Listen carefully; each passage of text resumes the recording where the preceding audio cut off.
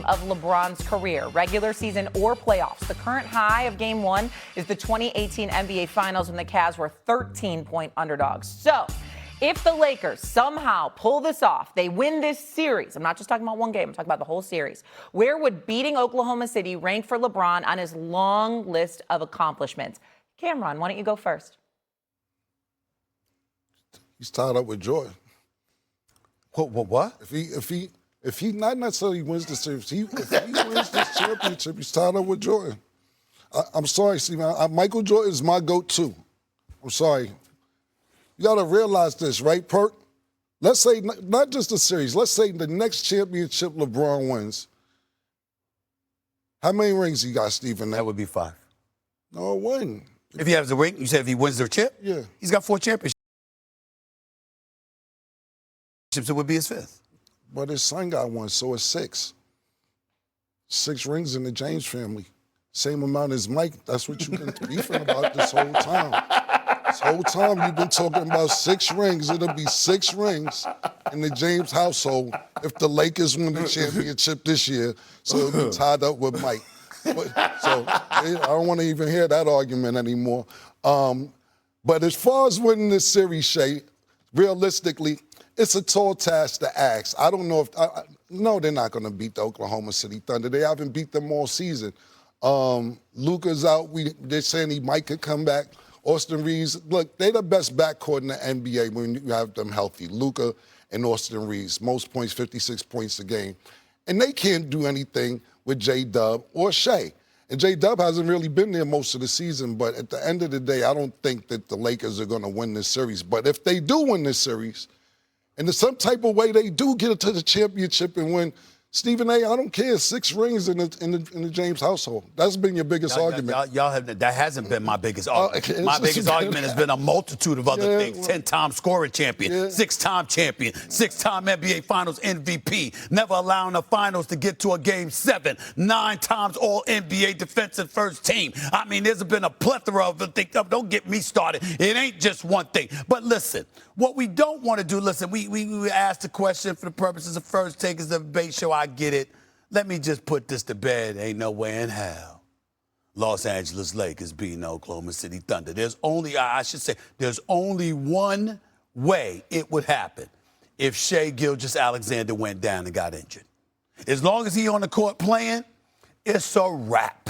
Just book it, okay? You know what I'm saying? It's a good thing. You know what I'm saying? Because L.A. is in a good mood. They just won. They beat Houston, sent KD and the crew home and all of that stuff. The weather's sunshine in Southern California. We all in a good mood. We don't want our mood ruined by the Lakers being at Crypto.com arena across the street and then they get blown out of the damn building. No, get blown out in Oklahoma City. All right, we got that part because that's what's going to happen tonight.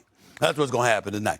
Understand there's levels to this, and I'm looking at Shea Butter doing what he's doing, and everybody, you got these idiots calling into my radio show, literally complaining he flopping or he getting fouled. I'm like, it's Shea Butter you talking about here. The brother's 6'7", got a mid-range, he missed the mid-range, can finish at the basket, can pull up for 3, got a nasty handle. The brother's all-world, 4th consecutive year, he's averaging over 30. The brother's unstoppable. It's just that simple. There's levels to this. And the Lakers are about to find out tonight what that level looks like. They're about to be reminded of it. It's just that simple. Can I ask you something real quick before we go to break? Who's better, Shai Gilgeous or Jalen Brunson? Shai Gilgeous. Thank you. Okay. Just for the next I mean, I love Jalen Brunson. But Shea Butter's Shea Butter. Thank you. That's it. Man, we ain't going to lose our minds now. Thank you. That's it. Just like you ain't going to lose your mind with LeBron being the GOAT over MJ. But go ahead. Go ahead. Well, let me say this. I'm not going to even address this topic because the Lakers' chances of beating the Thunder, I got a better chance of having breakfast with Beyonce and Oprah in the morning than they do of having a chance at winning this series. That's number one. Number two, both of you guys are wrong. Stephen A., you know where I stand at already with this whole GOAT conversation, but Cam, you're wrong. All this, Braun got to win another ring to look Jordan in the eye or be at the same dinner table with Jordan. No.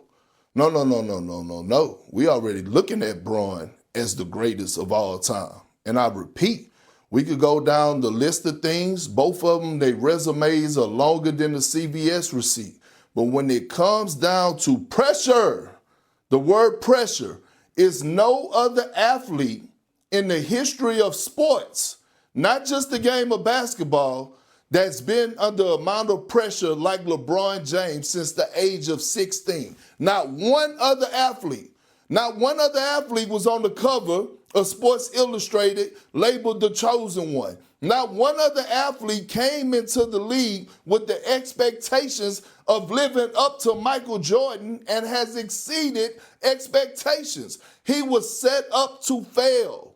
It's video footage of his teammates that before he got into the league that was hating on him. His own teammates were hating on him before he was drafted in 2003 to the Cleveland Cavaliers. So we could go with all this championship stuff, and Jordan got 6 rings and all this stuff. But when it comes down to longevity and it comes down to pressure, is no other athlete ever in sports that was under the amount of pressure like LeBron James. With that being said, this is why he's the greatest of all time.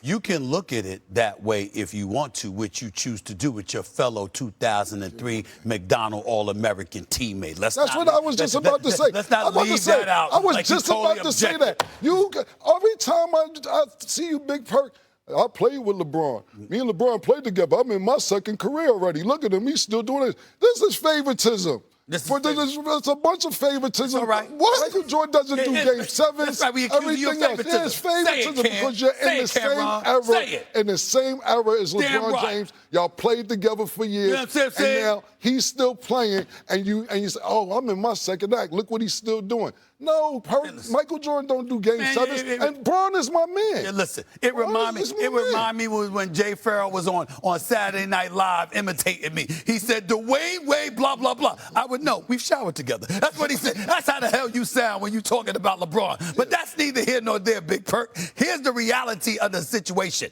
LeBron has exceeded expectation.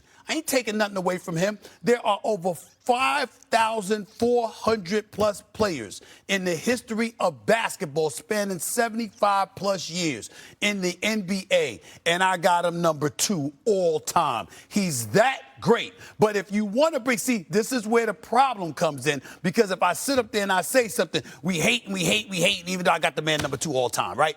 I'm going to ignore the choke job against Dallas. I'm going to ignore, 4 consecutive fourth quarters. I'm going to ignore that you allowed yourself to be guarded by Jason Terry and J.J. Barea. I'm going to ignore that because that damn sure never happened to Michael Jordan. So when you look at it, I'm just saying the bottom line is we're only talking about 1 and 2.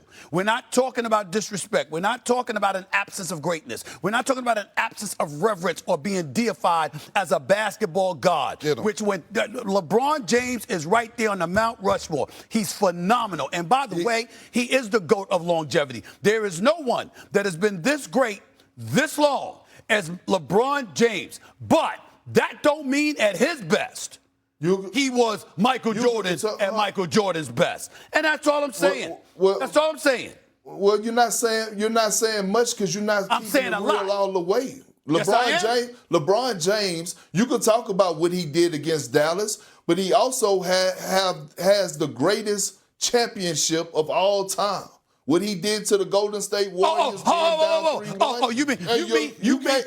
You mean when the commissioner that you call the great that you call a great commissioner gave him the stimulus package and suspended Draymond Green for the Game 5, and then Bogut and Iguodala got hurt? You understand? And neither was Steph Curry the rest of the series. You mean that? And Steph Curry was hurt that series too. Steph Curry was hurt that series too. I'm just saying, a lot happened this way. That's the greatest championship of all time. That's the greatest championship. That's what he said. That's what Perkins said. This is the same person. After one game, you got at San Antonio possibly getting swept, but we supposed to ignore the New York Knicks and what they did. This is how you are. And Cameron called you out on it, Perk.